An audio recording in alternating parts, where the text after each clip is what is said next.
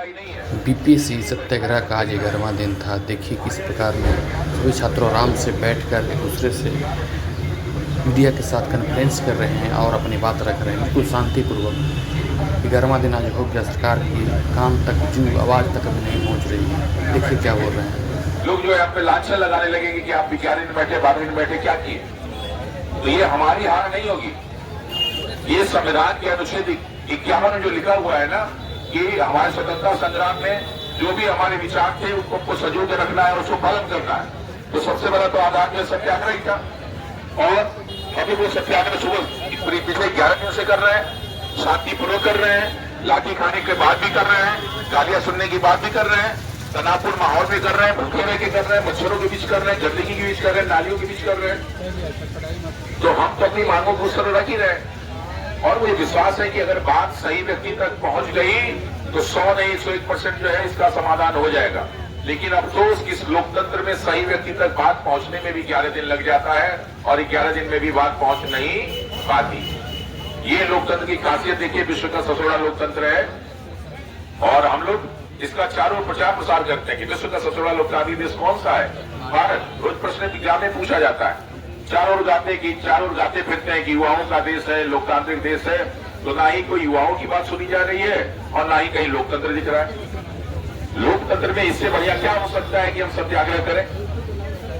अगर हम लोग हारते तो हम नहीं हारने वाले हैं, हमारा लोकतंत्र हारने वाला है, हमारा संविधान हारने वाला है, हमारे राजनीतिक दल हारने वाले हैं।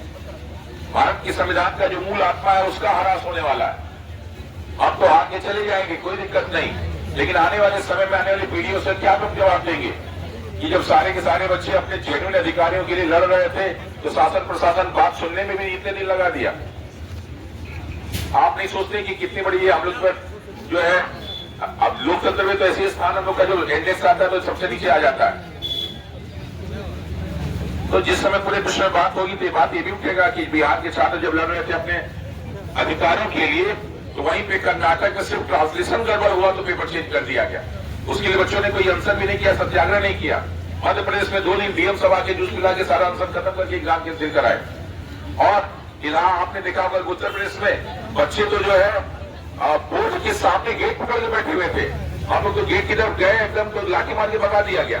कहा गया कि ऐसा एरिया है, वैसा एरिया प्रोहिबिटेड एरिया है। क्या उत्तर प्रदेश में प्रोहिबिटेड एरिया नहीं था? क्या वहां के लिए अलग कानून है और जो है बिहार के लिए अलग कानून है? और उस आधार पर हम लोग को मारा गया, गालियां दी गई, लड़कियों को जो है पुलिस वालों ने मारा, पुलिस वालों ने मारा। और हम कहते हैं कि सबसे मजबूत लोकतांत्रिक देश है। वो हमारे मुख्यमंत्री साहब जो दुनिया भर की सारी चीजें गिनवा देते हैं, क्या वास्तविक उनके पास रिपोर्ट पहुंच पा रही है? नहीं पहुंच पा रही है। अगर पहुंच पाती तो निश्चित रूप से काम करते। हम लोग कई बार देखे हैं कि जब भी हम लोग उनके पास कोई मांग लेके जाते हैं तुरंत मान ली जाती है, हम लोग की बात सुनते हैं वो। तो ऐसा तो हो ही नहीं सकता। अगर पहले दिन बात पहुंच गई तो पहले दिन समस्या का समाधान हो गया हो। क्या हम लोग घर में यहाँ बैठने के लिए आए थे? क्या हम लोग तैयारी करके आए थे? हम लोग पास तो खाना भी नहीं था। अभी भी सुबह से हम लोग बैठे हुए कुछ नहीं खा रहे, बिस्कुट को जाके खा लिया, जाके देख लिया यहाँ से कुछ भी खाने के लिए नहीं है। तो क्या किसी को 2 बजने वाले हैं, 2 बजने वाले हम लोग कुछ नहीं खाए। वैसे हम लोग जितने लोग रात में शुरू के कुछ नहीं खाए। कभी आपको किसी के चेहरे पे नहीं दिख रहा कि हम लोग भूखे बैठे हैं। क्यों बैठे हुए? सिर्फ अपने लिए बैठे हैं? क्या इससे हम लोग को प्रॉपर्टी मिल जाएगी, हम आईएएस अधिकारी बन जाएंगे, नेता बन जाएंगे, मंत्री बन जाएंगे? क्या आप लोग यही सोच के आए थे? हम लोग प्लानिंग करके आए थे कि हम लोग ये काम करेंगे? तो कितना बड़ा लांछन हम लोग पे लगेगा। और बात हम लोग ये सोचते हैं कि हम लोग की बातें पहुंच नहीं पा रही, कब तक नहीं पहुंचेगी? हमें न प्रशासन से दुश्मनी है, न शासन से दुश्मनी है, न किसी राजनेता से दुश्मनी है, न किसी राजनीतिक दल से दुश्मनी है, न किसी अधिकारी से दुश्मनी, कुछ नहीं। और ये सभी चीजों को हम साथ स्वीकार करते हैं। लेकिन जो हमारे साथ अन्याय हुआ उसको कैसे स्वीकार कर ले? जो हम लोग को प्रताड़ित, हम लोग यहाँ बैठे तो अभी एक बच्चा यहाँ बैठा होता बगल में, उसका 4 तारीख को पेपर है, रो रहा था कि सर क्या करूं मैं, पेपर की तैयारी करूंगी, यहाँ बैठू। एक तरफ जो है बीपीएससी आयोग जारी करता है कि इन लोग के चक्कर में न रहे। कौन लोग है कि हमारे चक्कर में नहीं? हम लोग ऐसा क्या काम कर रहे हैं? लोगों को बहका रहे हैं। उन्होंने क्या बहकाया है? किसने पत्थर मारा, किसने किसको गालियां दी, कौन ही गेट मार के गया, कौन सा गेट तोड़ा? आरोप लगा दिया था कि गर्दन में थाना में तोड़फोड़ किया। कौन सा हमने तोड़फोड़ किया भाई? कौन सा हमने कानून का उल्लंघन किया? हाथ जोड़ के अपनी बातों पर रखना भी कानून का उल्लंघन है। यही हमारा लोकतंत्र है। सत्याग्रह में बैठना हम लोग का उल्लंघन है, भूखे पेट रहना और कानून का उल्लंघन है। और आप सबके चेहरे पे तनाव देख रहे होंगे। पेपर मिलता है कि चारों ओर इधर पुलिस बनी हुई है, 1000 पुलिस यहाँ रखी हुई है।